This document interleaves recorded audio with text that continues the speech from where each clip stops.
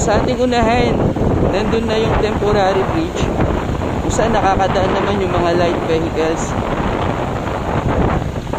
Napakalaking proyekto. Pag natapos mo, laking tulong ito sa mga mamamayan ng Amulong. Gawa sa bakal. Bakal yung ilalim pa lang, ano. Maluwag naman, kaya kahit nagbibideo tayo dito, safe naman. Ayan yung view ng Cagayan River.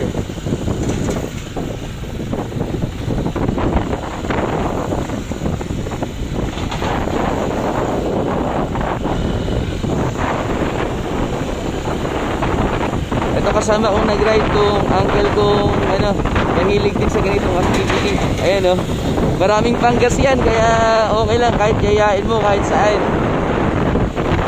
Pagtawid natin, nasa Amulong East na tayo kasi galing tayo sa Amulong West.